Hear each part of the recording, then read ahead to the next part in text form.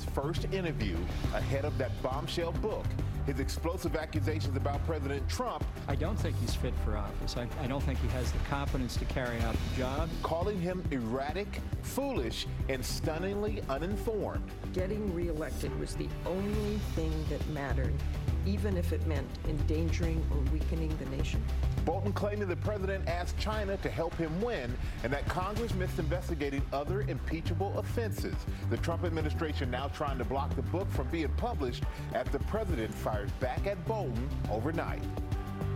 Charged with murder, just one of the multiple charges against that former Atlanta police officer following the fatal shooting of Rayshard Brooks. Another charge with aggravated assault after the 27-year-old was shot in the back during a struggle in a Wendy's parking lot. What Brooks's family is saying this morning, this as the mayor of Atlanta pleads with cops not to call out sick in protest. On the rise, an alarming increase in coronavirus cases. Hospitalizations rising in 15 states. Texas seeing the most in a single day since the pandemic began. Arizona cases doubling in the last month. One father, a cancer survivor, dying from COVID after going back to work at a casino. The virus not slowing down in Florida. The governor not hesitating about the state reopening. No, we're not shutting down. But now Miami's mayor considering shutting down the city again. Wildfires raging in the west, the giant bushfire in Arizona, the largest fire in the country this year, almost doubling in size overnight. Evacuations underway amid the state's spike in coronavirus cases and the new fires breaking out in California. Ginger is tracking the latest. Battle over masks. This is insane. Absolutely insane. So we don't even have a choice anymore. The passenger kicked off a flight for refusing to wear a face covering. This as some major airlines could start banning passengers who refuse to follow the rules. And the big question, will they make it the law? Shark scare caught on camera. The terrifying underwater close encounter. Siblings narrowly escaping a charging shark. How they lived to tell the tale. Live in Times Square, this is Good Morning America. Good morning, America. Seeing those sharks makes me realize why I stay in the pool. Yeah, That's I love right. pools too, Michael. I'm a pool guy. The sand sounds good to me. Yeah, it's a little too close for comfort for, I think, all of us. It's good to be with you on this Thursday morning. We have a lot of news to get to this morning. A very busy morning. Overnight, protesters taking to the streets in Atlanta, some outside a police station again, chanting "No justice, no peace" after those charges were announced against the officers involved in the deadly shooting of Rayshard Brooks. We'll have more on that coming up in just a few moments. But first, let's get right to our ABC News exclusive with former National Security Advisor John Bolton ahead of that explosive new book where he presents a scathing portrait of President Trump. He calls the president incompetent and claims he possibly committed impeachable offenses far beyond what Congress investigated. Chief Global Affairs correspondent Martha Raddatz sat down with Bolton for his first interview about the book, and it was explosive. Martha, good morning. Good morning, Michael. This is a starkly candid accounting of Bolton's 17 months in the White House. The famously hawkish former national security advisor now saying Trump should not be president. He was Donald Trump's longest-serving national security advisor, John Bolton, at President Trump's side for some of our country's most important national security decisions.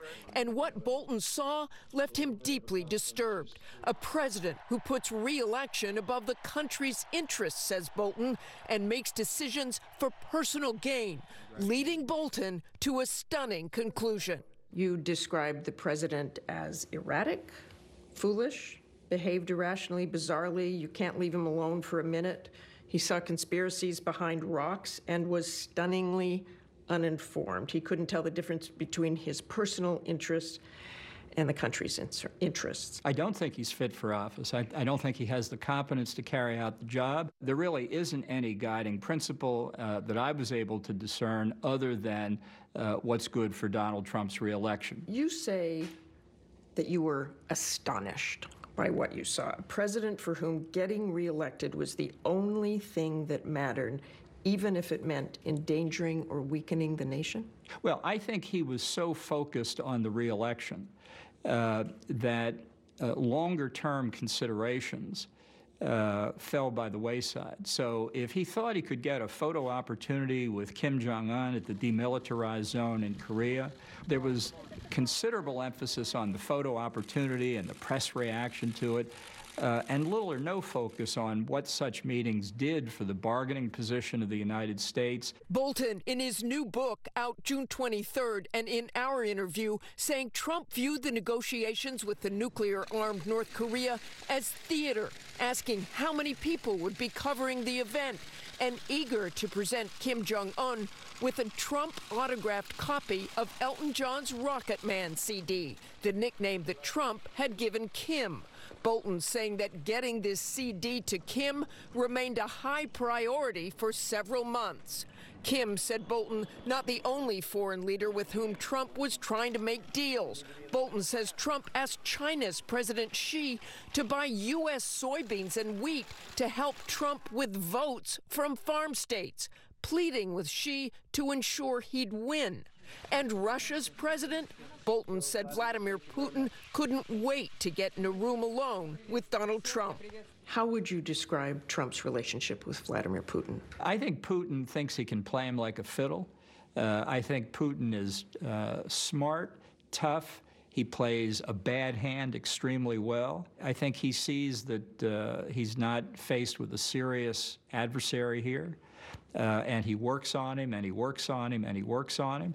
I don't think he's worried about Donald Trump. What happened to the deal maker in those situations? Well, the president may well be a superb deal maker when it comes to Manhattan real estate, dealing with arms limitation treaties on strategic weapons, dealing in many, many other international security issues are things far removed from his life experience. When you're dealing with somebody like Putin, who has made his life understanding Russia's strategic position in the world, against Donald Trump, who doesn't enjoy reading about these issues or learning about them, it's a very difficult position for America to be in. But Bolton has been heavily criticized himself for not testifying in the impeachment hearing last year, saying now it was because the focus was too narrow and politicized, and that Congress should have investigated Trump for additional possible impeachable offenses, saying now he heard firsthand from Trump that security aid to Ukraine was directly tied to his requests that Joe Biden and others be investigated by the Ukrainian president. Bolton said he was alarmed at what he described as obstruction of justice as a way of life, yet he still insists that his testimony would not have made a difference, something I press him on repeatedly in our interview airing this Sunday, Michael. Obviously, he has some strong words about the president, Martha, but you said the book also has some pretty strong words about the press, even stronger than usual. Yeah, we have heard the president say often that the press is the enemy of the people, but Bolton says Trump once said reporters should be thrown in prison to reveal sources, adding these people should be executed. They are scumbags. One of the many shocking excerpts from the book, Michael, which is why Bolton is not at all surprised Trump is trying to block its release. Michael. All right, Martha, thank you so much. Martha's full exclusive interview with John Bolton is airing in a 1-hour special this Sunday night, 9 p.m. Eastern, right here on ABC. Bolton's book, The Room Where It Happened, comes out on June 23rd. Amy?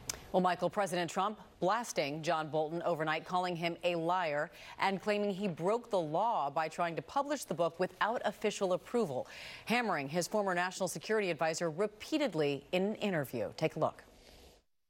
He broke the law. He was a washed-up guy. I gave him a chance. He couldn't get Senate confirmed, so I gave him a non-Senate confirmed position where I could just put him there, see how he worked. And I wasn't very enamored. The administration is going to court to block the book's release. Cecilia Vega has more on that part of the story. Good morning to you, Cecilia. Hey, Amy, good morning. Now, hundreds of thousands of copies have already been distributed around the country. The publisher says the administration's attempt to block this release would accomplish absolutely nothing, but that is not stopping the Justice Department. Overnight, it asked a federal judge to immediately order Bolton to halt publication, saying the book contains classified information and that, quote, disclosure of the manuscript will damage the national security of the United States. But now, according to Bolton, the National Security Council reviewed his book back in April and approved it then, saying that it contained no classified information, that it was only after his successor asked for a second review that the White House then accused Bolton of revealing this classified material. Amy, you mentioned the president calling Bolton a liar. It did not end there. Among the insults hurled overnight, he called him wacko, disgruntled, boring, a fool, a dope. That was just in one tweet. It's worth remembering the president appointed Bolton, Amy, to one of the top positions in his administration and praised him before and after he left. All right, well, this story, I'm sure, is far from over as we await that book's release. Cecilia Vega, thank you. Whit?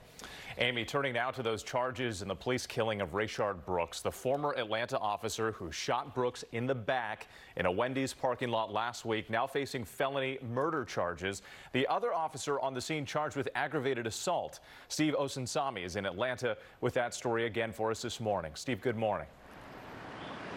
Good morning to you. A number of Atlanta police officers who feel abandoned by their city and its leaders were calling in sick overnight, and the mayor of Atlanta is urging them to honor their commitment. How many officers we're talking about is a matter of debate, but people who I've known for years are telling me stories of officers refusing to come to work, refusing to take calls. The police department this morning is describing this as a higher than usual number of sick officers.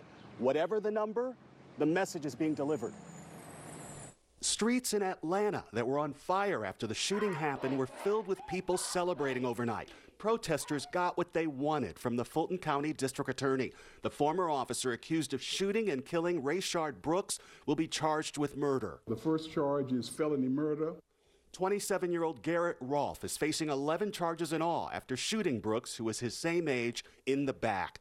If he's convicted, he could pay for it with his life. The other officer, Devin Brosnan, is charged with aggravated assault, even though his attorney says he never pulled out a gun and is being unfairly charged with a crime. The prosecutor says that these photos influenced his decision. They show Rolfe kicking the man while he's dying and show the other officer standing on Brooks's shoulder. A non-eventful DUI turns physical when they try to put Brooks in handcuffs and he refuses. The prosecutor says the officers never told him he was under arrest or why. You're gonna get tased! You're gonna get tased! Mr. Rolfe! Brooks runs away with one of their tasers. Officer Rolfe runs after, and it's after Brooks turns his back and points the stun gun at Rolfe when Rolfe fires his gun. The city of Atlanta says you cannot even fire a taser at someone who's running away, so you certainly can't fire a gun, a handgun, at someone who is running away. The prosecutor also says that Rolfe said, "I got him," after he shot the man, and that the officers waited more than 2 minutes before trying to save the man's life.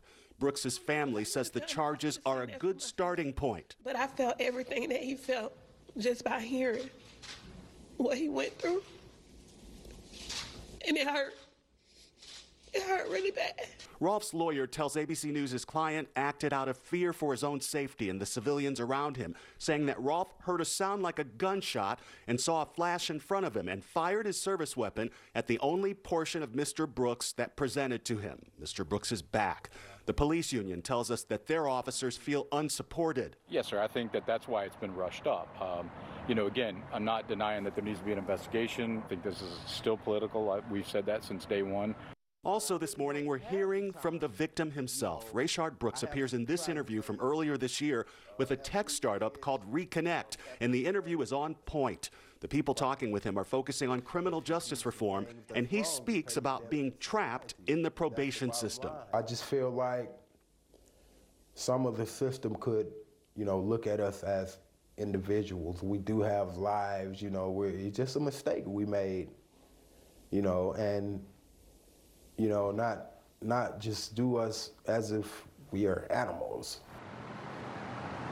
On the issue of bond, the DA is asking for a $50,000 signature bond for the officer charged with aggravated assault and no bond for the officer charged with felony murder. Amy. All right, Steve Osunsami, thank you. Well, now to those wildfires raging in the West. Evacuations underway in Arizona amid the state's spike in coronavirus cases and new fires breaking out in California, destroying homes. Ginger tracking all the latest for us. Good morning, Ginger.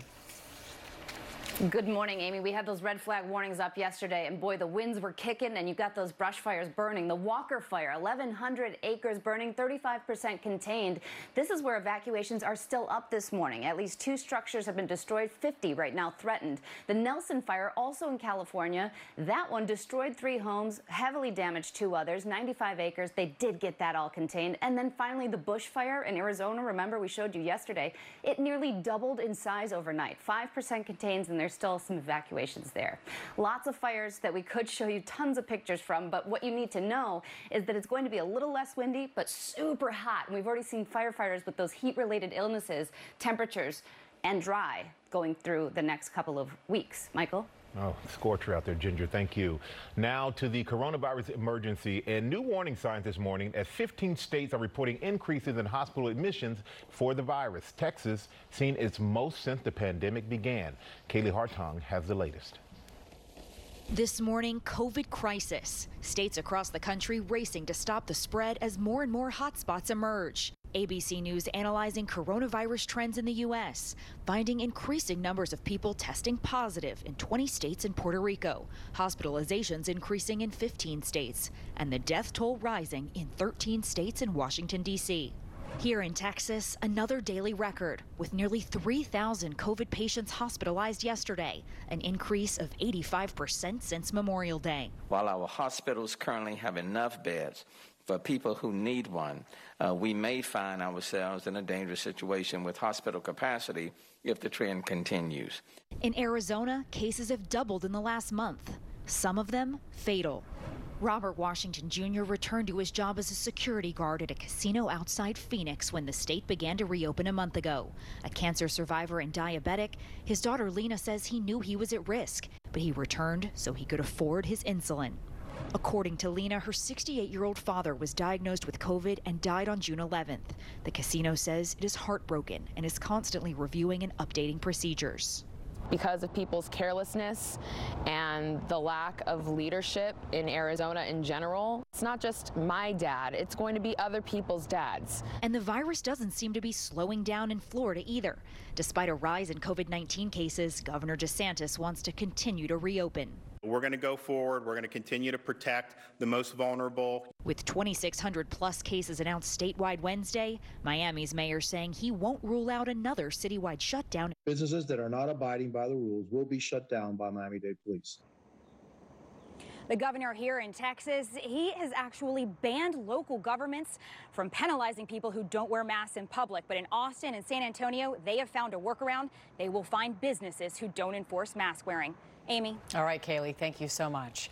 And a bittersweet big step forward for New York Governor Andrew Cuomo, calling an end to his popular daily news conferences. The governor said they were all about getting the facts out and changing social behavior, and it looks like they were. Cuomo tweeting in part, "It's not goodbye. We just won't be seeing each other every day anymore." The last one will be on Friday. Certainly a good sign of the times for us here in New York State. We're following a lot of other headlines this morning, including that passenger kicked off a flight for refusing to wear a face covering as airlines begin cracking down. And that 70s show star, Danny Masterson, facing charges of sexual assault from 3 women. But first, let's go back to Ginger.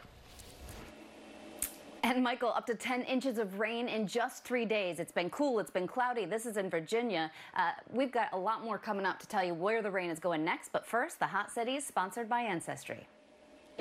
Was that your grandfather, leading armies to battle? Was that your great aunt, keeping armies alive? Drafting the plans. Taking the pictures. Was it your family members who flew? Who fixed?